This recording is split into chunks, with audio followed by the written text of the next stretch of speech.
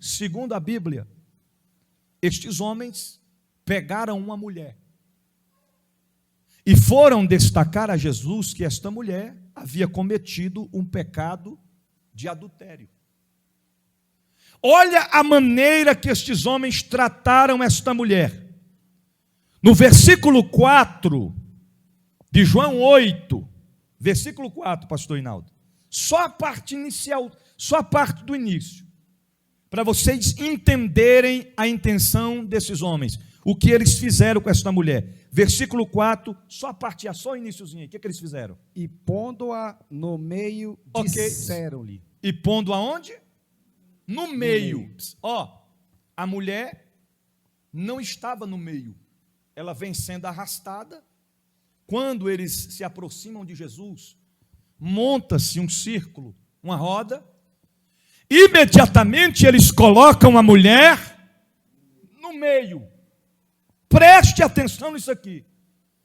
Qual era o propósito, qual era o objetivo, qual era a intenção deles? Colocar esta mulher no meio. O propósito era para acusar a mulher e depois apedrejar. Agora, veja o diferencial entre os homens e Jesus. Mateus capítulo 3, versículo de número 3. Aleluia. Aleluia. Mateus 3, versículo 3, pode ler. Porque este é o anunciado pelo profeta Isaías, que disse... Perdão, pastor, Marcos. Perdão, Marcos. Marcos 3, 3. E disse ao homem que tinha a mão mirrada, levanta-te e vem para o meio. Ok. O que Jesus disse para o homem da mão mirrada? Levanta-te. Ele estava no canto. Levanta-te e vem para o meio. Qual era o propósito de Jesus na vida do homem da mão mirrada? Quando ele veio para o meio, o que aconteceu quando o homem chegou no meio? Jesus disse: estende a tua mão. E quando ele estende a mão dele estava restituída, sarada, como a outra mão estava. Em outras palavras, Jesus leva o homem para o meio para fazer milagres acontecer. Em contrapartida, aqueles homens, os fariseus, levaram a mulher para o meio para acusar aquela mulher, para condenar aquela mulher, para apedrejar aquela mulher. Aí entra uma indagação a mim, a você, a nós nesta noite. Bispo, responde-me, eles podiam apedrejar esta mulher? Pensa consigo mesmo. Eles podiam apedrejar esta mulher?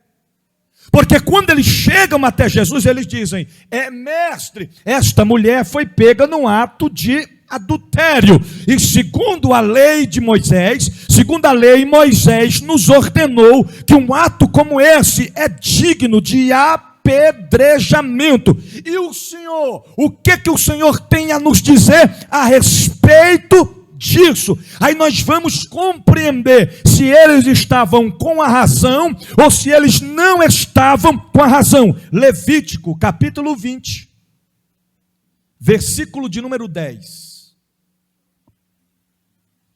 Levítico capítulo 20, versículo de número 10.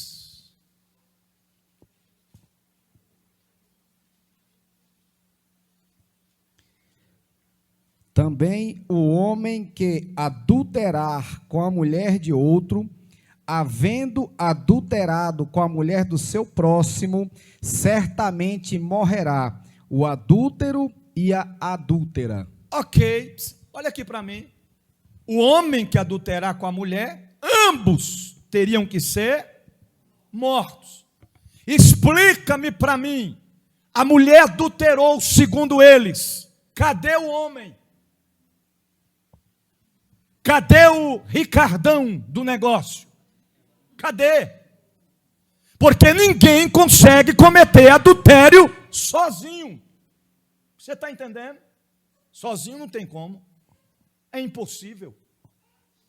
Jamais acontece. Certa feita, meu pai passou por uma situação, teve reunião ministerial na época.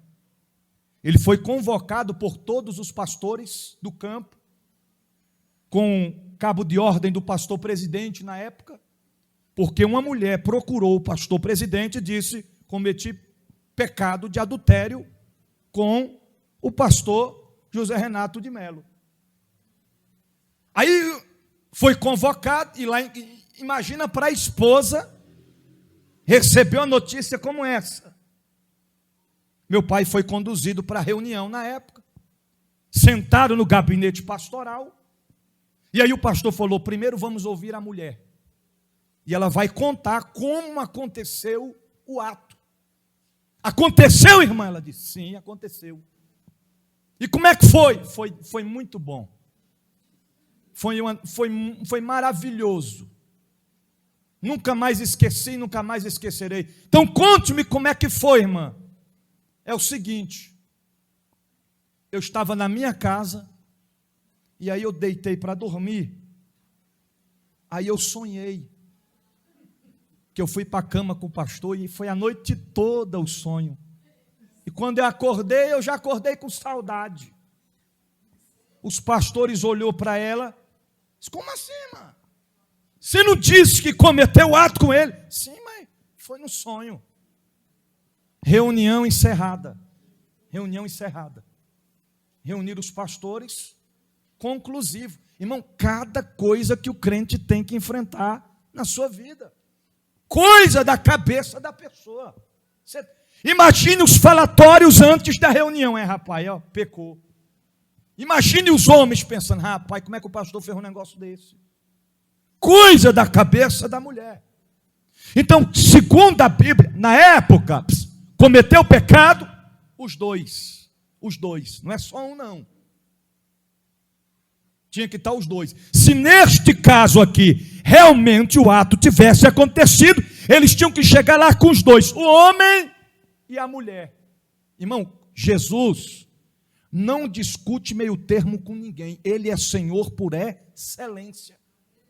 Não adianta a gente chegar para Jesus e dizer que é água, sendo que não é água. Ele sabe muito bem.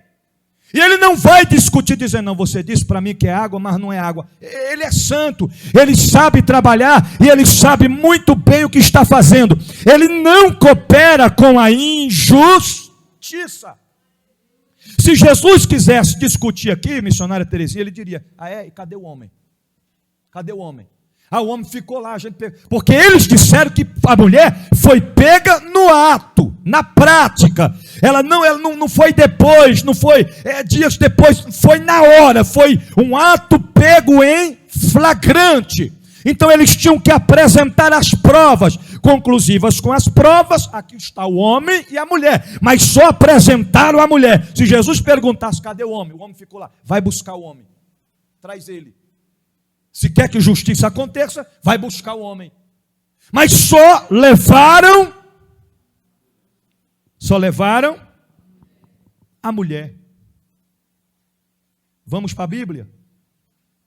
Deuteronômio capítulo 17. Deuteronômio 17. Irmão, eu estou pregando uma palavra bíblica, reflexiva. Você tem que entender o que Deus quer falar conosco nessa noite. Não é a mensagem que faz a gente pular, mas você vai compreender a profundidade do texto nessa noite. Deuteronômio capítulo 17, lê o versículo 6 e o versículo 7, pastor Rinaldo. Por boca de 2 testemunhas ou 3 testemunhas será morto o que houver de morrer. Ok, segura só um pouquinho. Por boca... Me ajude a pregar. Por boca de 2 ou 3 testemunhas acontece a morte. Prossegue. Por boca de uma só testemunha não morrerá. As mãos das testemunhas serão primeiro contra ele, para matá-lo, depois as mãos de todo o povo, assim tirarás o mal do meio de ti. Ok, este acontecimento que essa passagem bíblica está expressando é a mesma penalidade para quem cometia pecado de adultério. Exemplo, tem que ter testemunhas por palavras expressadas por suas bocas, e elas tinham que verdadeiramente ver o ato. Não é simplesmente dizer, missionária Ana Cláudia, me disseram que fulano pecou. Não era aceito. Não existia. Tinham que ser 3, 2 ou 3 testemunhas. Se fosse uma só, não ia acontecer. Tem que ter 3. Essas 3 têm que ser comprovante que o ato aconteceu. Então não é aquele negócio, eu ouvi falar, me disseram, me contaram, eu imaginei, eu pensei. Se fosse nos dias de hoje, não bastava dizer assim, eu vi o carro entrando no motel e depois eu vi ele saindo. Não bastava. Se fosse nos dias de hoje, teria que ser assim. Quem viu? Wagner. Wagner, você viu? Viu?